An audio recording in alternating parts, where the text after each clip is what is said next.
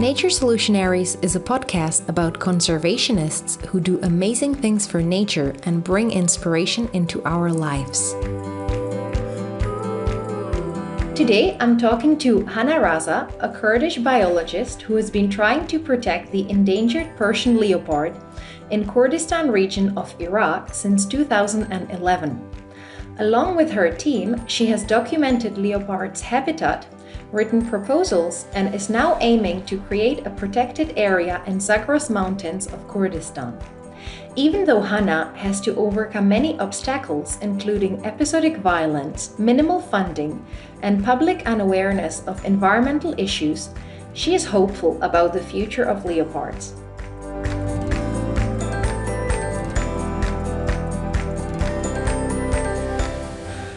I would like to start with one question that really interests me. What is it like to protect a species that you have never seen with your own eyes? Yeah, it doesn't require seeing a leopard with your own eyes to fall in love with them or realize their importance, because it's an endangered and elusive species. Leopards are charismatic animals. They're powerful and resilient, and they're not picky about their food. They're adaptable to a variety of habitats, and they are morphologically stunning and beautiful. They roam quietly and therefore often depicted as ghosts. And simply looking at them from the lens of a camera reveals many of its characteristics. For now, the reality is that they're so rare we can't easily see them with our own eyes. But through our work and camera trapping, we may preserve them for the next generations to see and enjoy. And how many times did you see a leopard through the camera trap? Through the camera traps, we've been able to see or identify 6 individuals so far. Wonderful. And why did you choose to protect Persian leopard and not a different species that lives in your region? Because leopards are flagship species, meaning that they can be used as ambassadors for the protection of many important species and habitats. Protecting the leopard habitat will help safeguard other threatened species as well, such as the bizarre goat, which is their main prey species, hyenas, the spur-throat tortoise, threatened birds, newts and salamanders, and a range of other threatened species, especially endemic flora as well. Leopards have an important role in maintaining the health of the ecosystem through putting other species numbers at check by predating on herbivores. They may otherwise increase in numbers rapidly and cause problems such as spreading disease, reducing vegetation cover, and causing traffic accidents, among many other human-wildlife conflicts they might cause. An example of a problematic species that could be directly linked to the reduction or the reduced numbers of leopards in our region is the wild boar. Boars raid farms and destroy farmlands, and other unfortunate incidents, like recently a wild boar ran through a group of picnickers who shot and killed the boar. So by having more leopards to prey on wild boars, we could have less human-boar conflict. Of course, this could also mean that more leopards could result in more human-leopard conflict as well. But these conflicts could be avoided through proper management. But first, we need to establish protected areas in order to be able to manage species numbers properly. So as you mentioned in the beginning, so far you have seen 6 leopards through a camera lens, but the exact number is unknown. How many leopards do you think live in the area where you work? Yeah, well, without scientific data and a well-designed population study, it's not easy to tell exactly how many leopards are there. And considering the vastness of the Zagros Mountains, we may not be able to assess their population for the Zagros range as a whole, but based on my experience and the data I have collected for the Kurdistan region of Iraq, so far the leopard's population might be between a range between 20 to 25 individuals, more or less. And how many leopards are necessary for the population to survive or even thrive? Well, the male to female ratio plays a significant role in the viability of a population. but a self-sustaining population needs to have at least 50 leopard individuals. And depending on the season, the home range of a leopard could range between 25 to 30 square kilometers. However, because the leopard's habitat is very patchy and disconnected, the size of the land may not play a vital role as much as habitat connectivity to ensure the survival of a population. You said that you estimate there to be about 25 leopards in your area, but at the same time you said that a viable population should have at least 50 individuals. So what does it mean for the leopards in your area? Will they survive, or is it very bad? Well, because leopards naturally have, they're very adaptive. So, throughout these many histories of war within Iraq, they managed to survive, but in very small numbers. So, of course, if no intervention has been made towards increasing their numbers, then most definitely they would go extinct in the country. In 2016, it was listed as endangered on the IUCN Red List, as there are only about 900 to 1,300 individuals living in the wilderness, primarily in the Caucasus, southern Russia, Iran, Turkmenistan, Afghanistan, Turkey, and Iraq. So you said that basically there are these the leopards are moving from one country to another, and in different countries they face different threats. So what are the main threats that Persian leopards face in Iraq? The main threats are habitat degradation by livestock grazing and logging of forests. Between 1999 and 2018, almost half of the Kurdistan region's forests were lost. As more than 890,000 hectares of land were destroyed, mostly by logging of forest. Another threat is poaching of the leopards themselves and their prey species. Between 2001 and 2014, at least, 9 leopards were killed by local people in this region along the southern Turkey and north of Iraq, where the Kurdistan region is based. So in Iran, which is a stronghold of the Persian leopards, in between 2000 and 2015, it was estimated that 147 leopards were killed in Iran. So that's a major threat for facing the leopard. And generally, the scattered nature of remnant leopard population is also making it difficult for the leopard to find, females and to mate.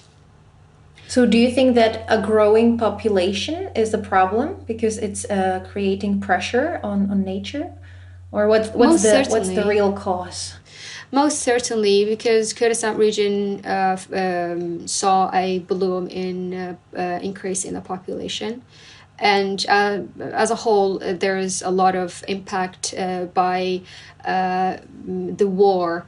As a result, many people were displaced from the southern cities of Iraq who moved to the Kurdistan region because it was, in terms of security, was safe for the people. So not just the local Kurdish people are living in the Kurdistan region, but also thousands and thousands of displaced people are also living here, either in the camps or those who chose to move to the city and live here and find a career and not go back to the cities, most of them. So that has put a lot of pressure on the environment, on nature, and also on the government because the government is facing a lot of economic problems as well.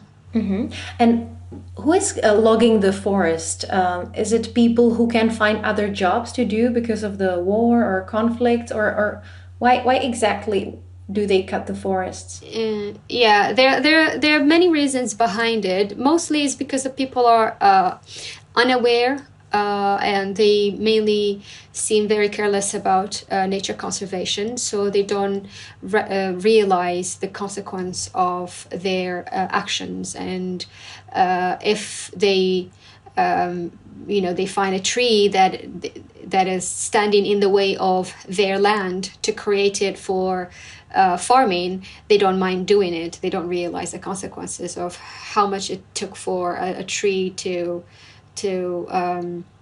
age and produce oxygen and be important as well. So that's one of the main reasons. But the other reason that is a driver for logging is the price of fuel was high for the local people to afford.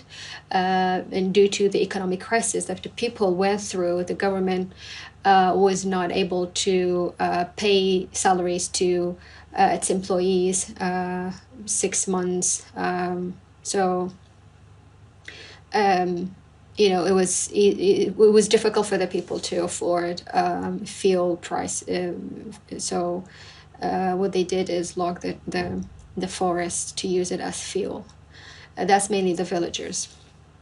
So that's one of the drivers. But another major driver is the government itself. There are a lot of construction companies who have deals with the politicians and the government itself, who don't mind cutting down thousands of trees just for the sake of a construction project. So these are one of the major reasons for logging the forest as well. And can the leopards be still protected if the forests are disappearing at such a rate?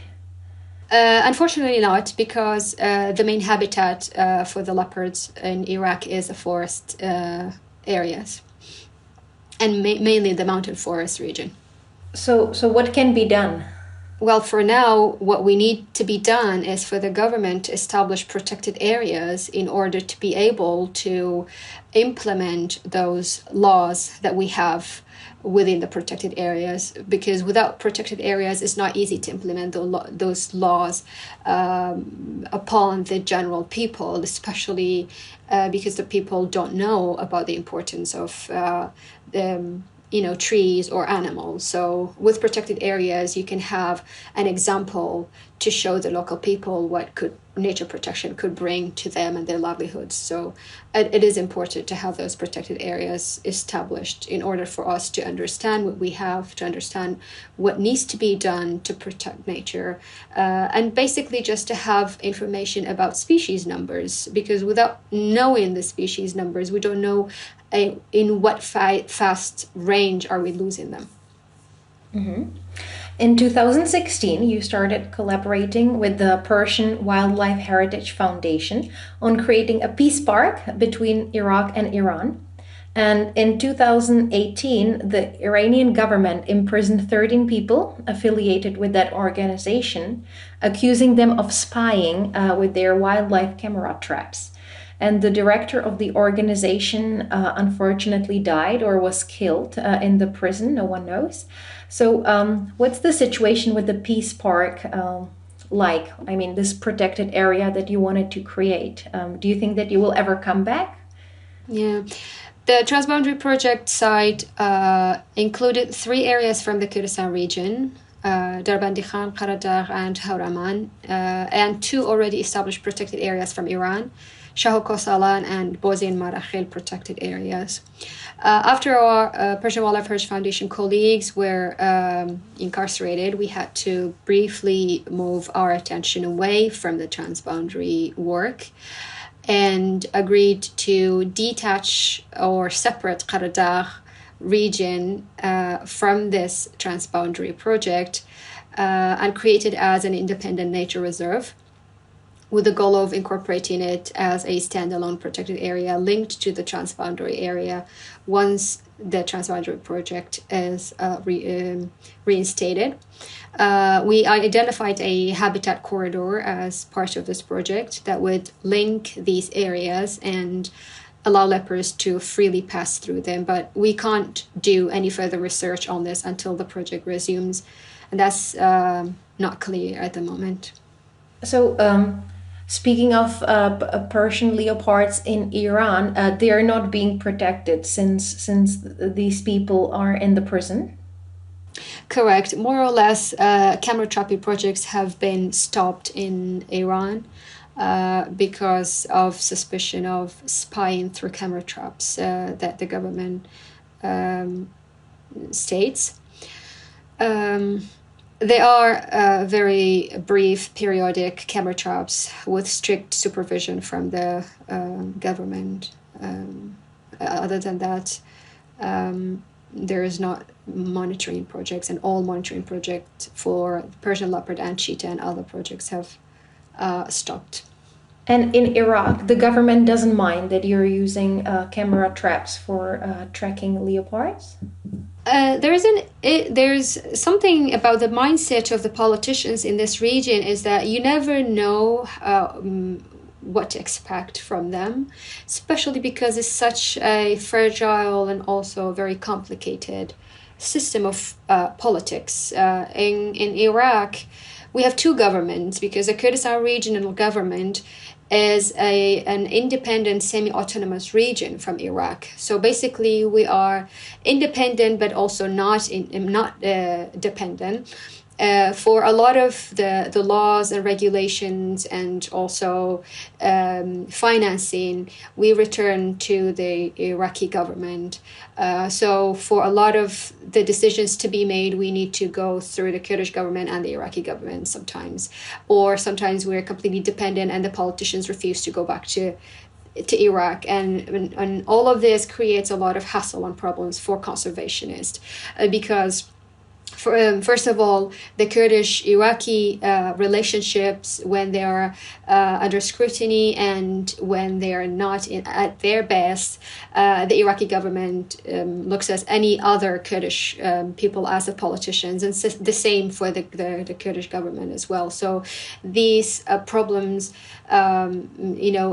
these are very, very complicated issues for us who have collaborations with Iraqi, with Iranian, with Turkish, with other experts outside the country, and any collaborations that we might have with any other countries that could be a suspect by this government, we will be entangled with it. And this is what has happened with us because we collaborated with the Persian Wildlife Foundation.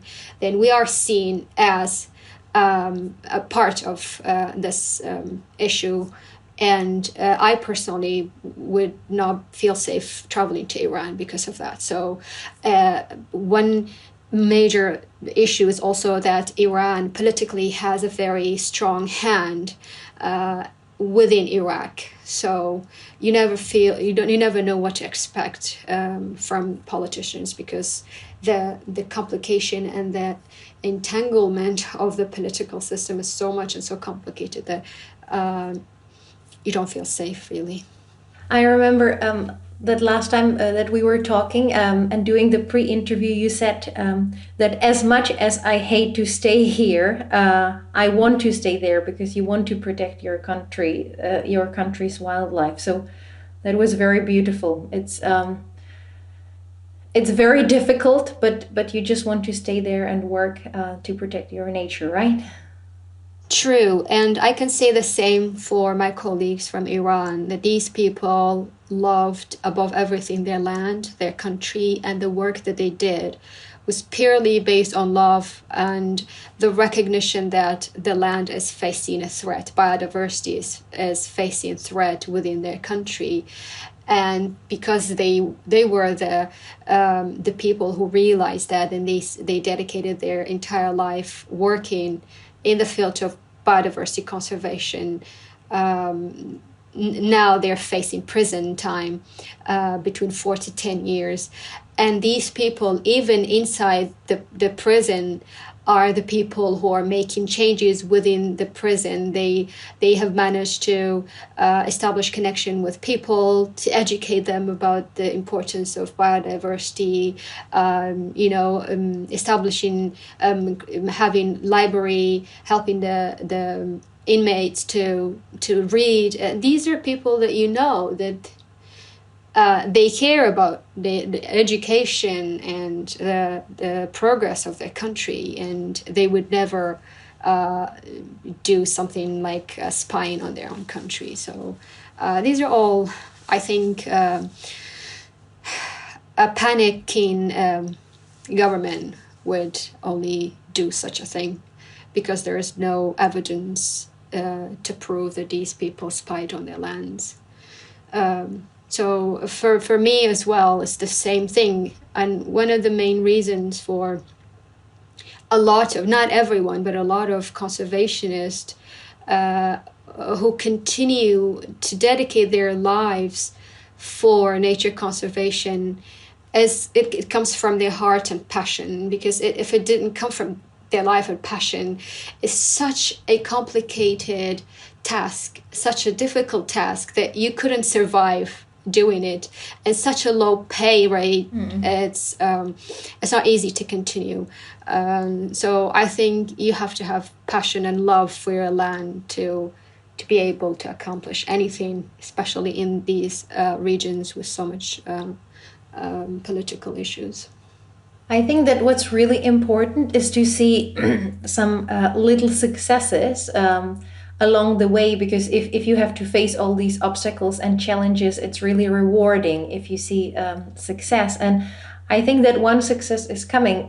You're working on creating this protected area for leopards, and in 2019 your organization, or the organization you work for, Nature Iraq, received funding from IUCN Netherlands Land Acquisition Fund, and bought a big area, 2,200 hectares in Qara Dagh, in order to create this nature reserve. So that's great. And I wanted to ask you,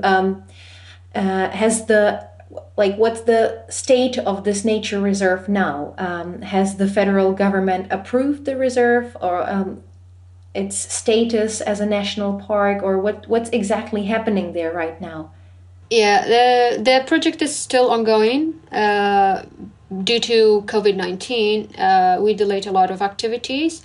But once we resume our activities, and once the project is near completion from its status by the Kurdish region, then we will send it for approval to the federal government as well. And I don't think we will have any problems with the federal government approving the area, because according to the 2020 Aichi targets, Iraq was supposed to reach or establish at least 10 protected areas, and they couldn't reach that target. Right now, with the help of IUCN regional, with the IUCN ROA, Regional Office of West Asia, they are now working on establishing 2 more protected areas in the southern cities of Iraq. But in the Kurdistan and the northern regions, there isn't a lot of support. So we are actually helping the Iraqi government to reach those targets. So they should be happy that we're doing that, and there shouldn't be a problem approving it. All right. So at this moment, the Kurdistan government approved the protected status of this area, and now you're waiting for the federal government to approve it. And when do you expect this to happen? Hopefully in the next year or two. Nothing is really clear with COVID-19. I mean, Kurdistan, we thought Kurdistan was doing fine due to herd immunity, but recently we are having another phase of cases of COVID and a lot of death as well. So right now movement has been restricted once again. So it's not easy to arrange a lot of those meetings, because a lot of the decisions need to be through meetings. And it's not easy to actually have those stakeholder meetings through Zoom. A lot of people don't have access to computers and internet, but once things go back to normal, hopefully through those meetings we'll be able to take the protected area forward. And will this be a protected area or a national park? This is a nature reserve. Once the park is established, what will happen? Who will patrol the area to prevent illegal hunting, and where will the funding come from? The Nature Reserve's Managing Board will meet after the Nature Reserve's official approval to agree on the next steps. But the key aim is to create the Nature Reserve directory within the Nature Reserve, and enforce the management plan developed for the nature reserve after the managing board has discussed and completed the final draft of the management plan. So our next step after COVID and everything is to create a committee or a managing board committee to oversee all the ongoing activities of the nature reserve. And this managing board needs to review the management plan and decide to form the management directory for the protected area for the nature reserve.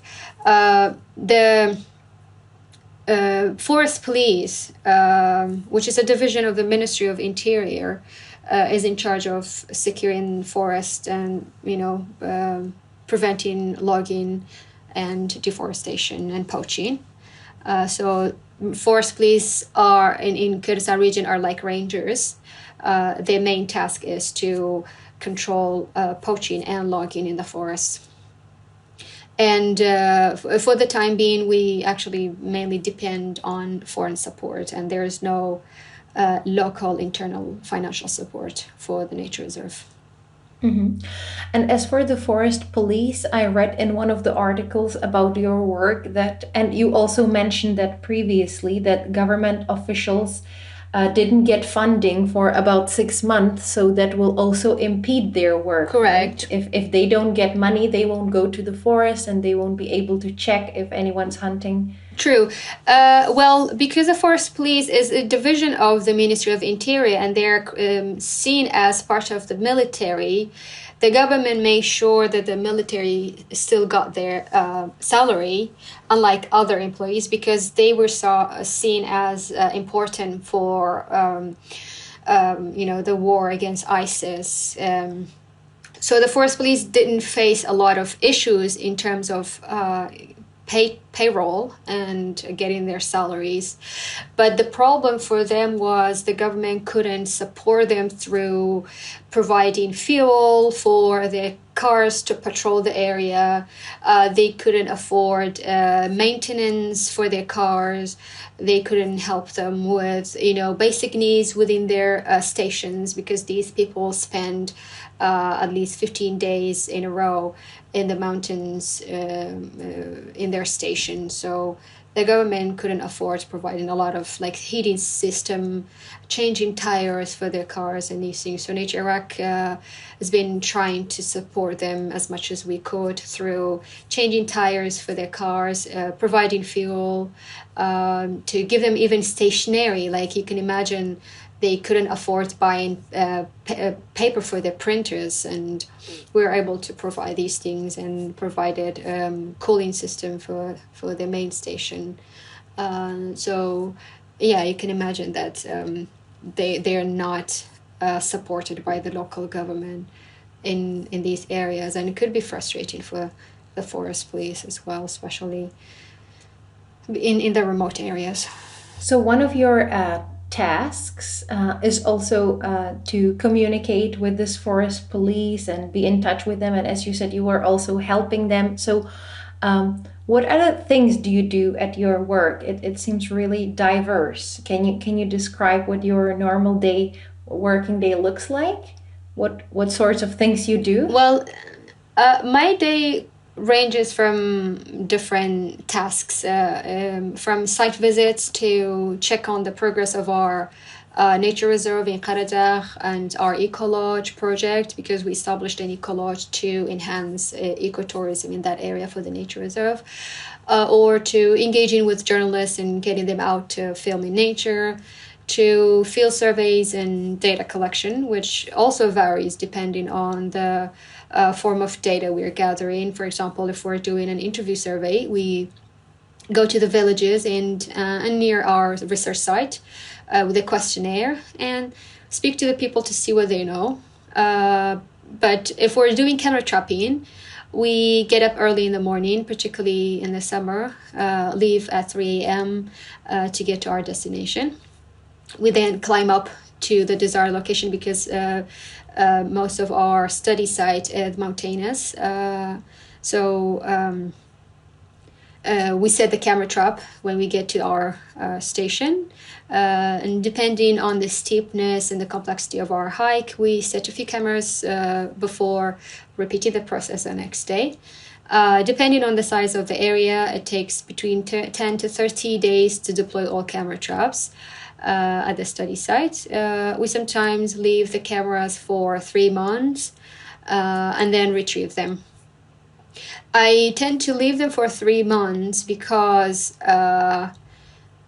especially if I'm looking for leopards and the prey species, because they're so rare, you can't just get a picture easily within 10 days or 15 days or a month even. So the more you leave the camera, the more possibility of the leopard passing through the camera. And does the camera only take a picture when something moves in front of it, or gradually? Yeah, these are motion triggered camera traps. So what do you most see on the camera? Wild boars and then all of a sudden a leopard? The majority, actually, the most common species, the red fox and wild boars, and sometimes jackals. Jackals appear less than foxes, but foxes are the most common species that's not very shy of the camera trap. But we also, in our study area, we have a good population of bazaar goats, wild goat, which are the main prey species for the leopard, which is one of the reasons why we have the leopard there, because it's their favorite food. So this is actually how I rediscovered the Persian leopard in the beginning, because once I remembered I read a paper that said, I think it was a book that said, if you find bazaar goats in a study area, then there's a great chance you also see a leopard there. So when I saw wild goats in good numbers in Qara Dagh, I always knew that there must be a leopard there as well. And this is why I actually talked to the forest police to take me to areas that they think it's used by large animals. This is how we actually rediscovered the Persian leopard. Oh, so it was based on this book, right? It was based on that. I can't really remember what book it was, but it was based on that information that said whenever there's a wild goat, there's a great chance you can see leopards as well. I see. And so then you put the traps and you suddenly, after some time, obviously, you found the leopard. Yes, I've been talking to locals since I started work with Nature Iraq in 2009.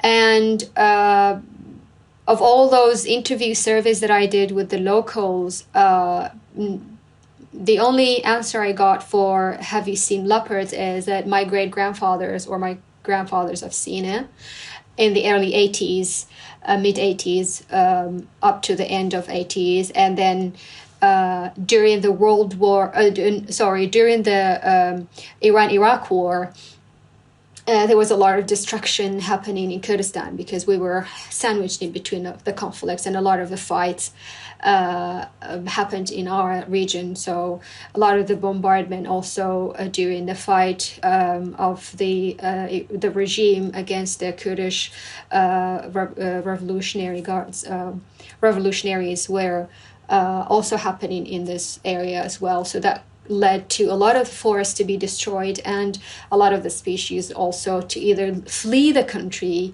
or seeking safer habitats, or just to go extinct and die either through the burning, fires, forest fires, or direct killing. And also because the locals were in such dire economic situation, financial situation, they killed a lot of animals that they could use as a source of food. So these were the major reasons that led a lot of species into extinction, and leopards among them.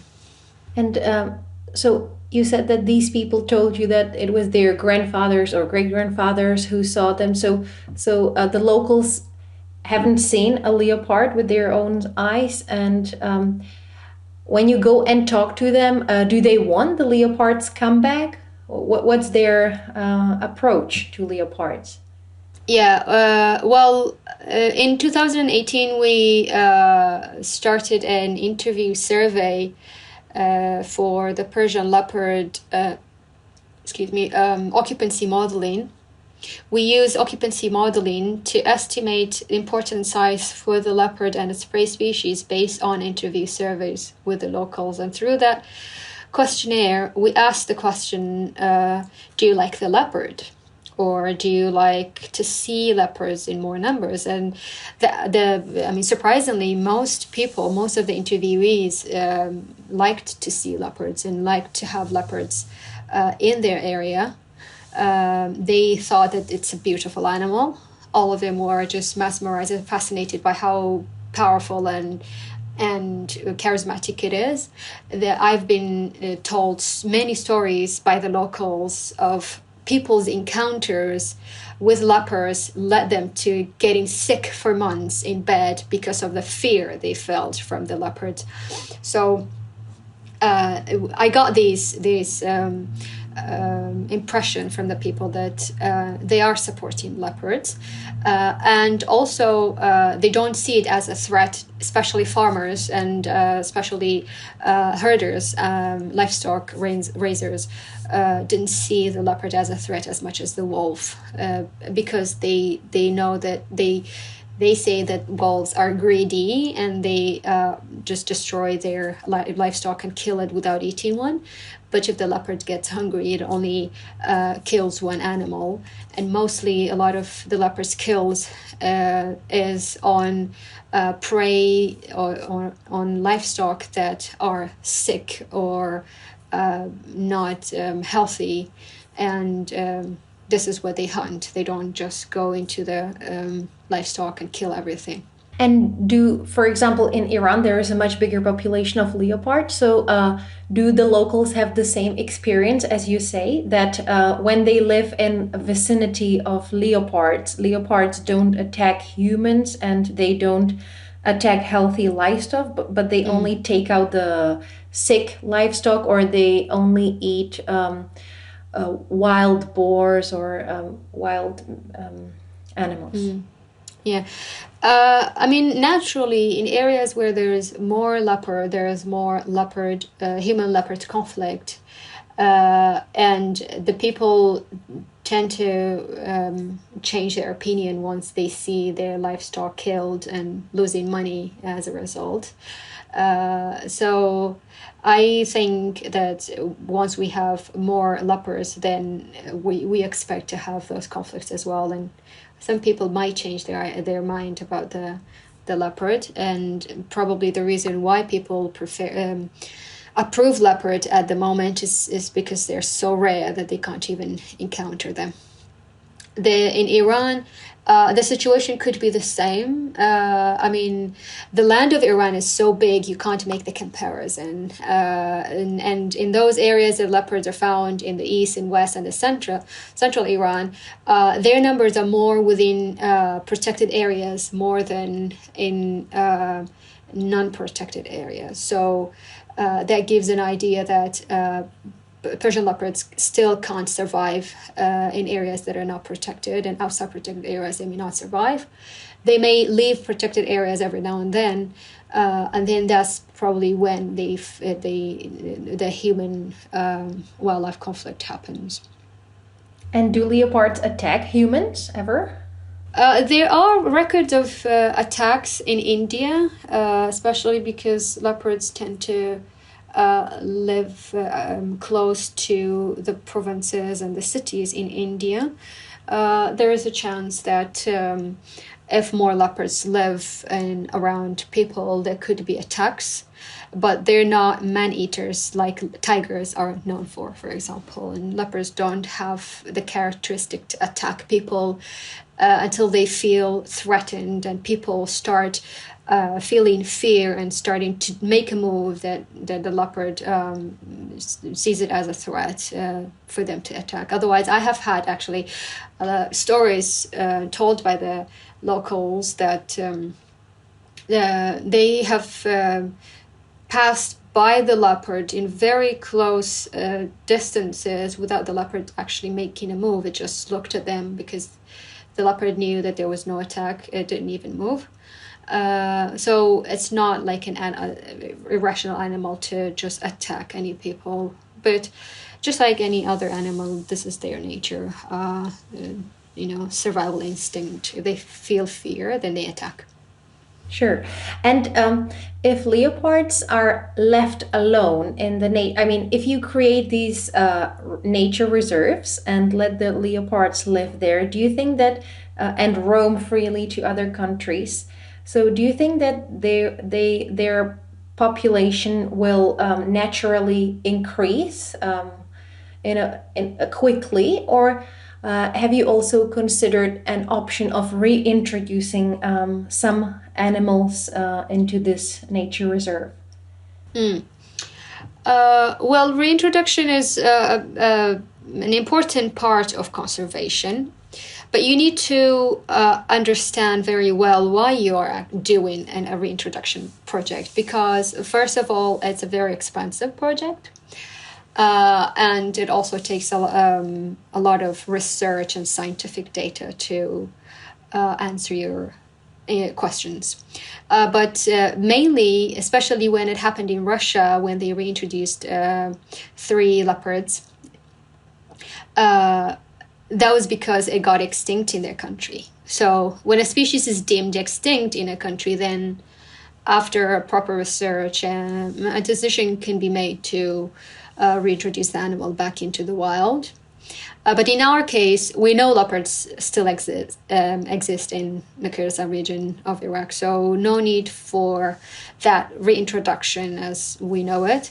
But if there are any attempts to increase their numbers by reintroduction interventions, it's not desirable to carry out those projects without prior scientific study and especially awareness of the entire population of the Kurdistan region, because the people are really not aware of the importance of nature conservation, let alone increasing a predator that people fear, such as the leopard.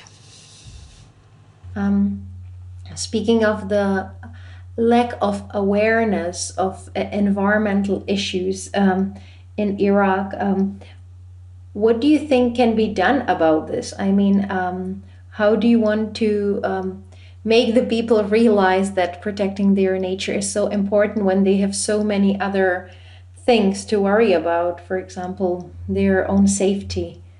One of the major awareness issues in our day is that a lot of conservationists don't make relationship with the people, but they hate the people just for their bad actions toward nature.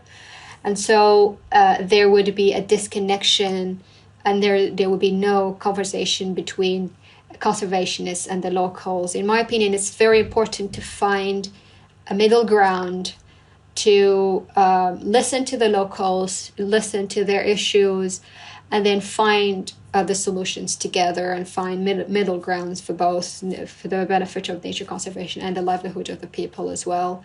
So talking to them is really important, but also raising awareness through media, through TV, through the main, the Facebook and social media pages that people nowadays use a lot is also very important. So awareness raising and education is a big part of conservation as well, and we can't ignore any of them.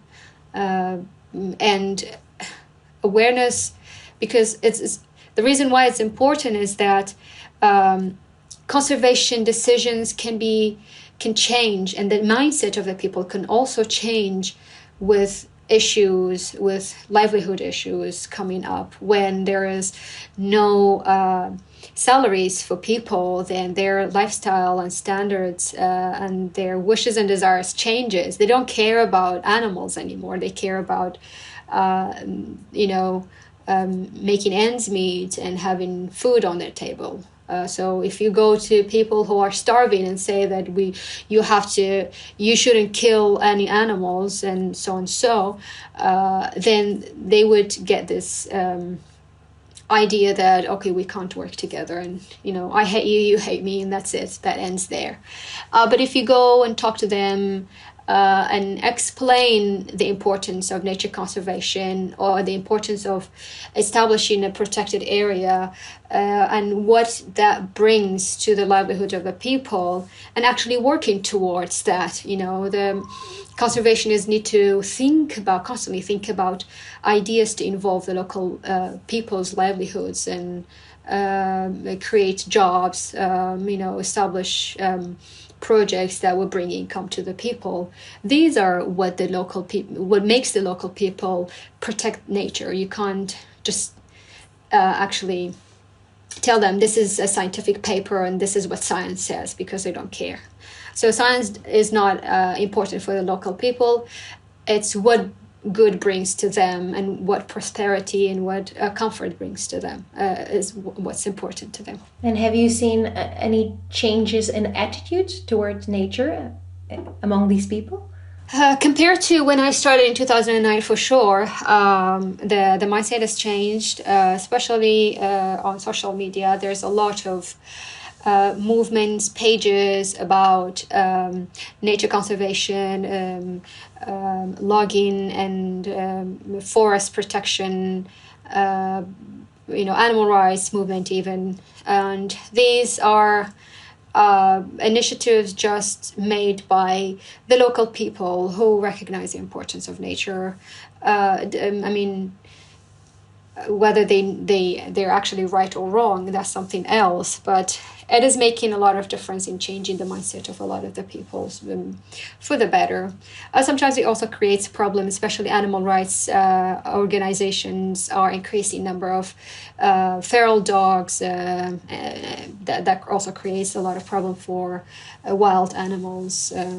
This is one of the main problems I'm facing right now, is to sit down with animal rights activists and explain to them that it's a problem to increase dogs numbers, especially in areas close to nature and the forest areas, because of a lot of predation and other conflicts that they cause the wild animals.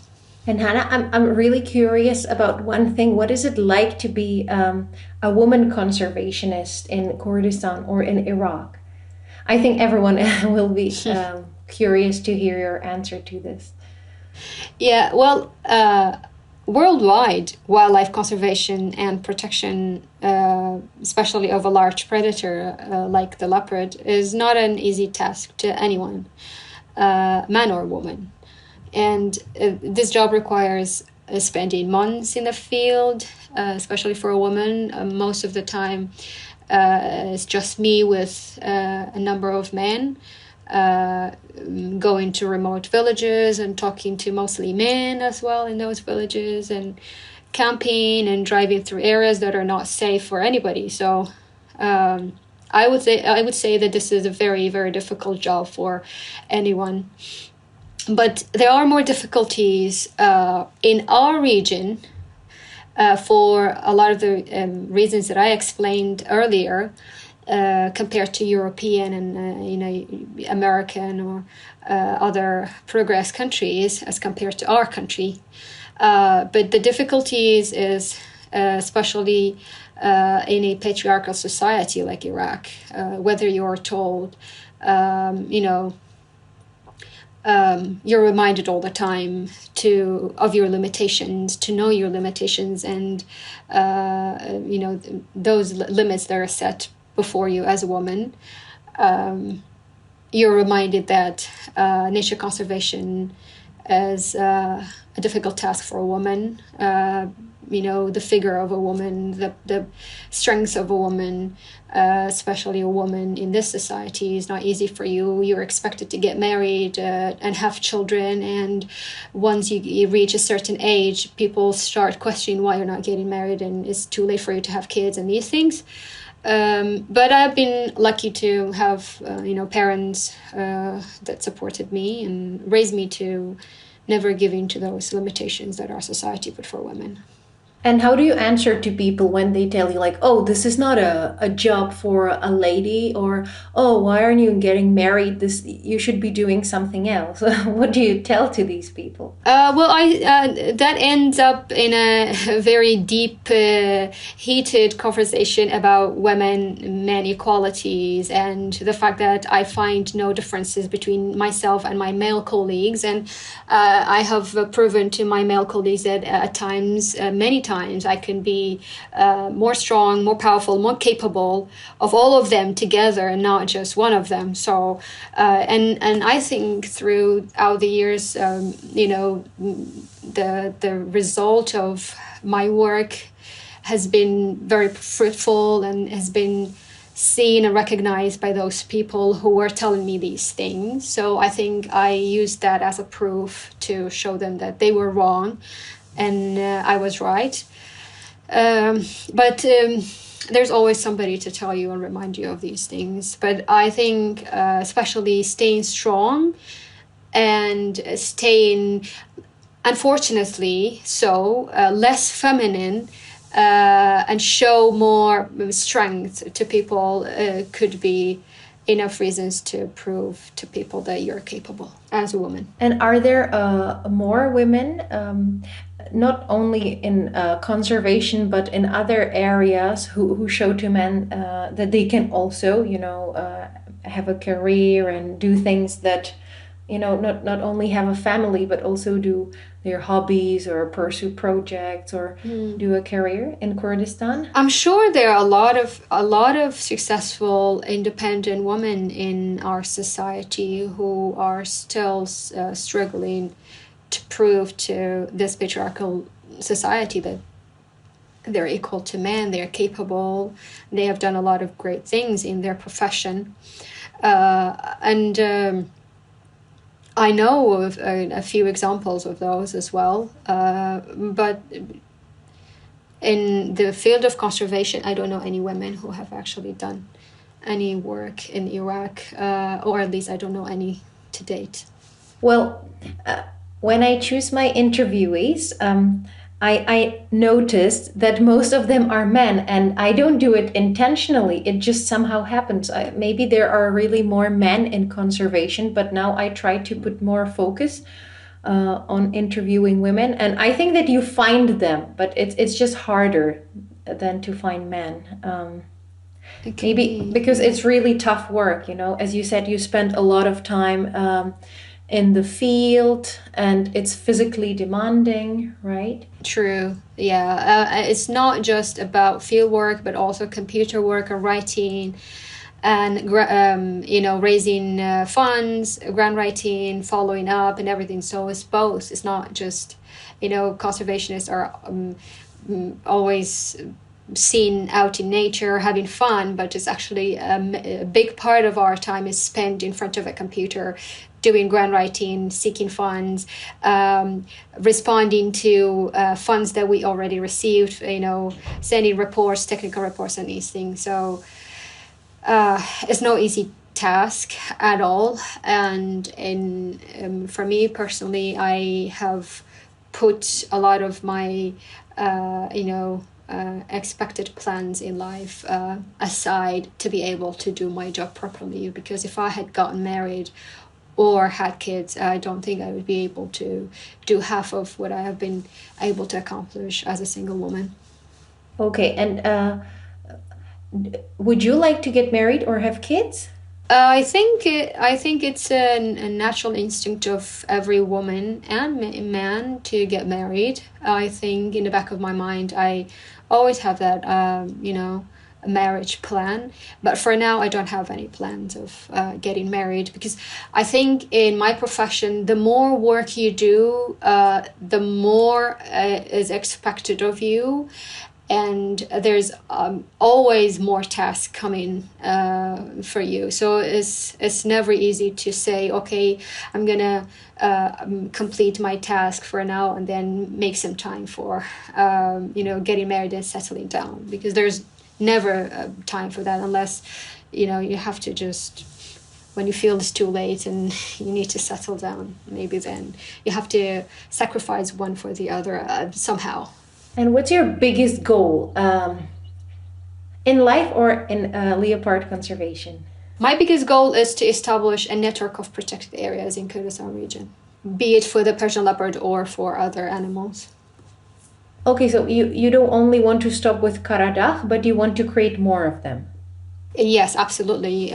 We cannot stop with Qara Dagh because without a network of protected areas and identifying safe connective habitats, then it's not easy to just focus on Qara Dagh, which is just a small land for ensuring the survival of the Persian leopard, and we need to include all of Kurdistan region to be able to ensure their viability of the population.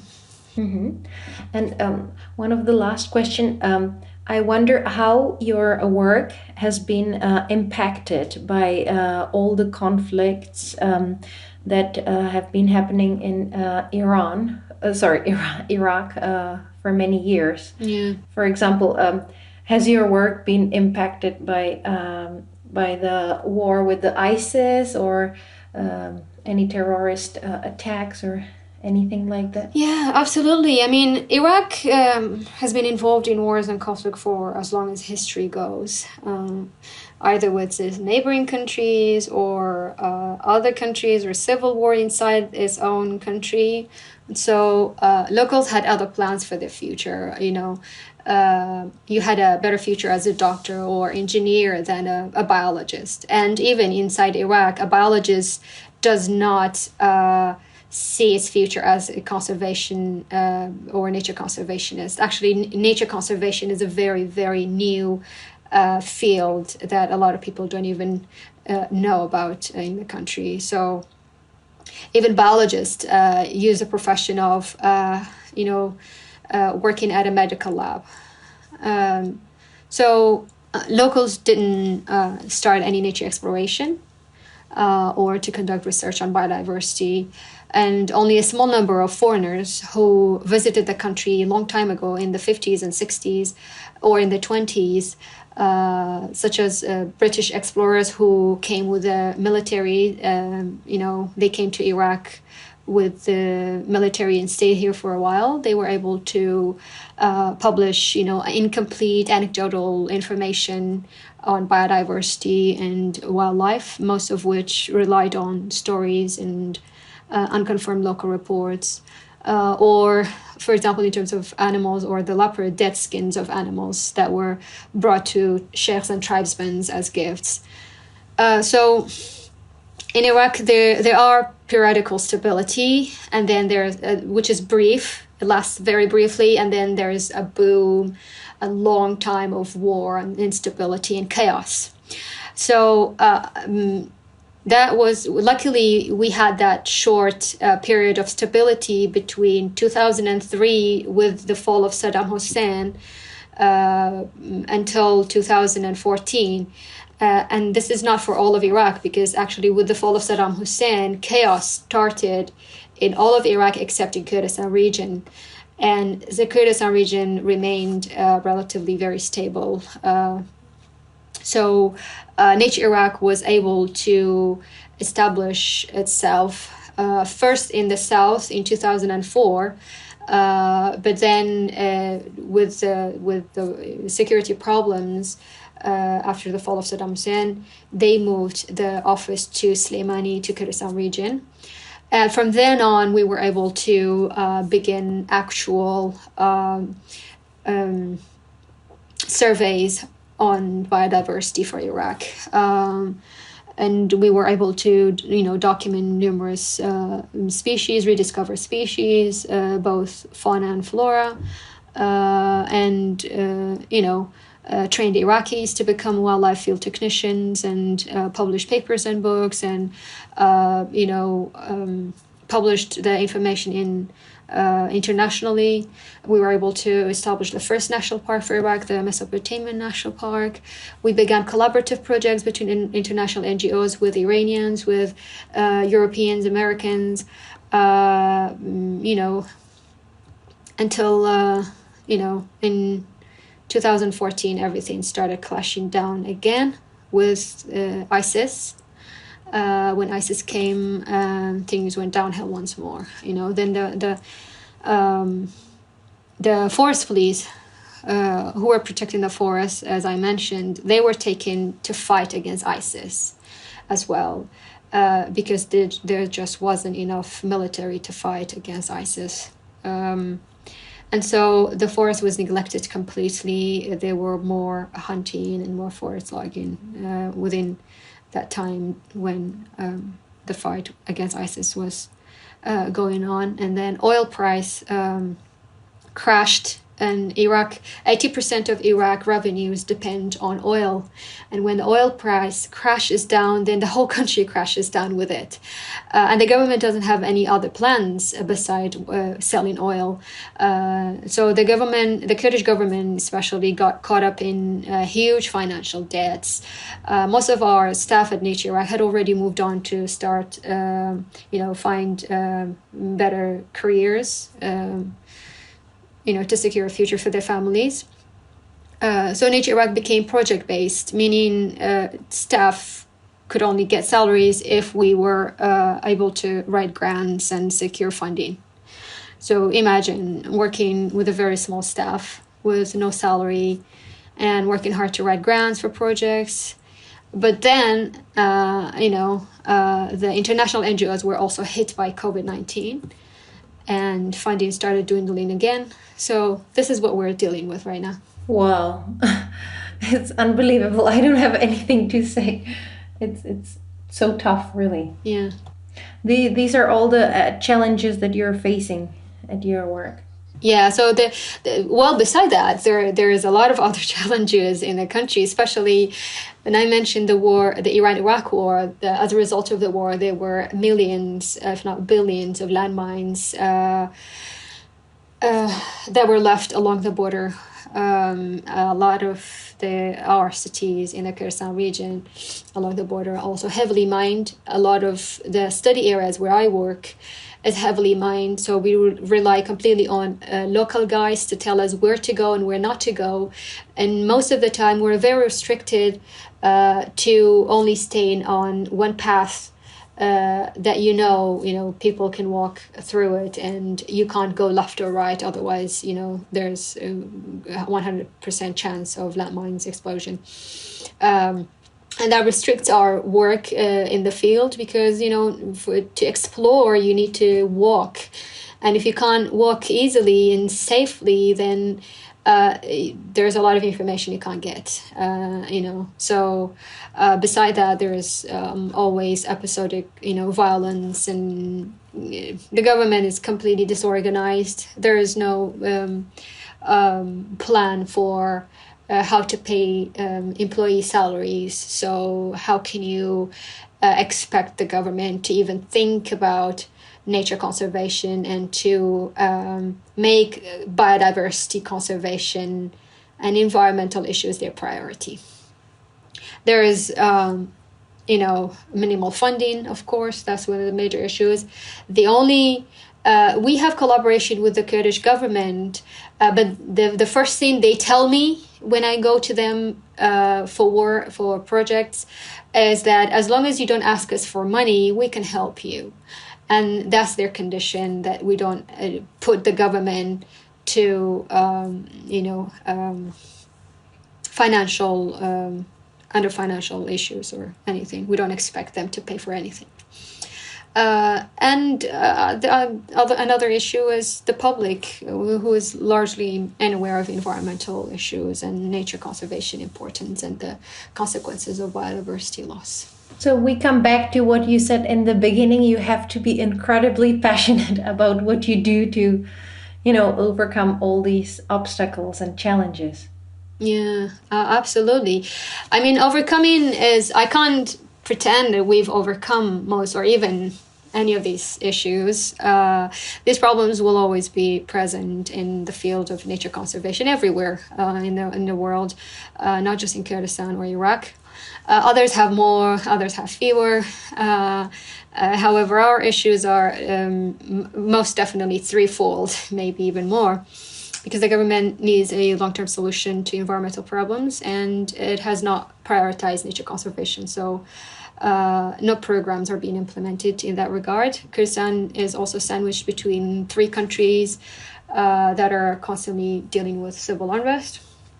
As a result, foreign interest in financing or developing environmental and nature conservation problems in the country is very scarce. The government is perpetually in debt, and employees, again, as said, are paid only twice a year with a 20% salary cut.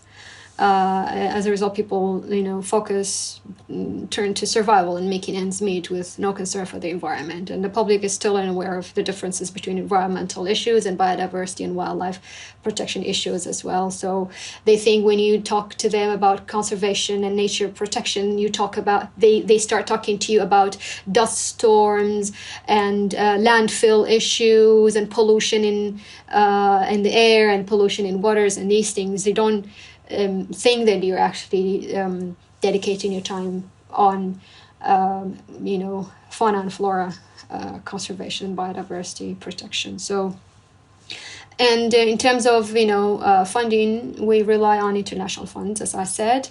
And we also rely on international collaborations and advice and support.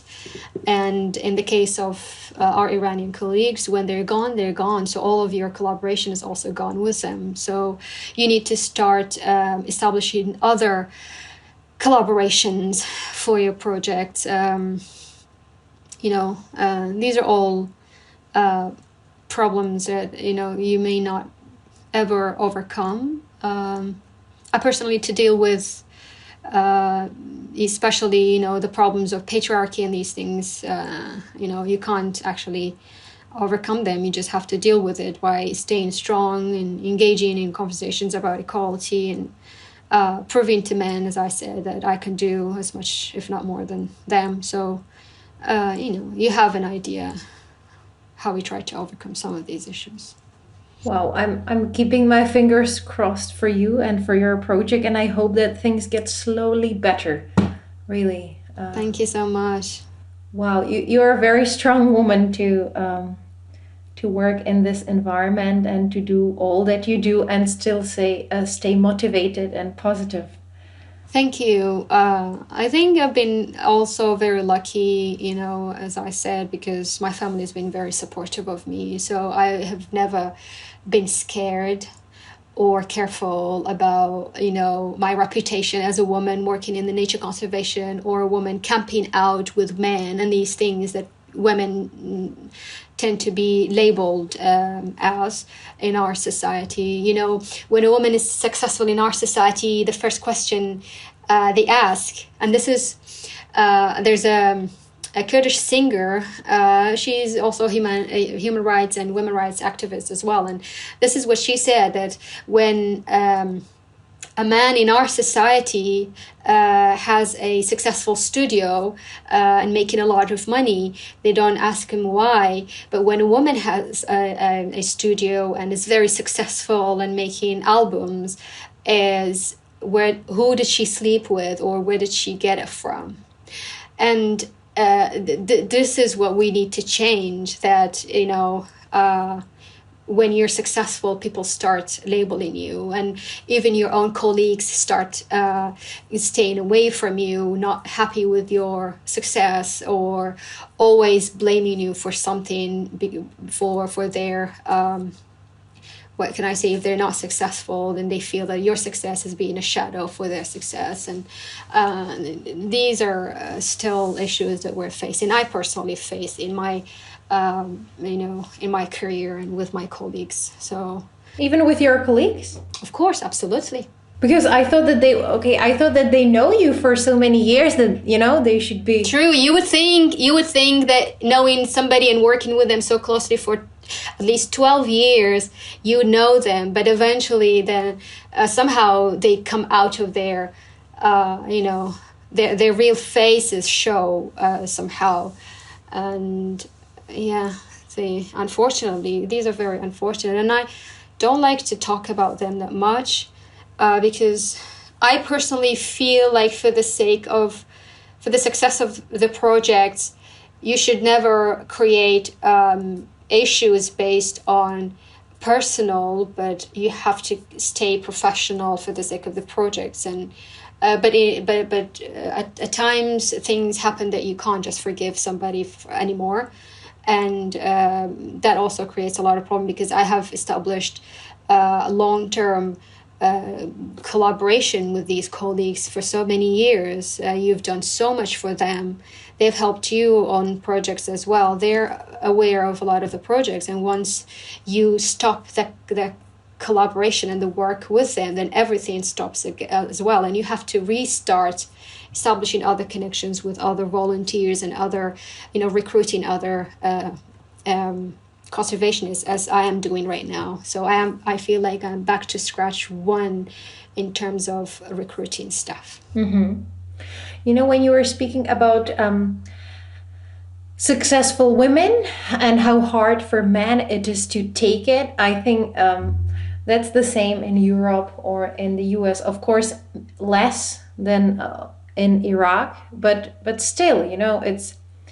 I think that most people still think that women's primary role is bringing up children, staying with them at home, and doing career. But if there is if the child is sick and so on, it's always the woman taking care of the kids. But this is fine. I mean, I get this. But when a woman is successful, it hurts, when people start being envious or accusing her that she's not doing it in a correct way, but that she, she's doing it in a bad way or so, as you said, like sleeping with someone, which isn't true at all. It's just envy, and absolutely. It's because if I can't do it, how can she do it? And especially when you're a woman in this society doing such a difficult work like nature conservation, and then you succeed, and then they start asking, I started before her, why not me, why her? And these things start sparkling this jealousy, probably, or ego, perhaps. It's because I was manager of this colleague, for example. As a man, he refused to take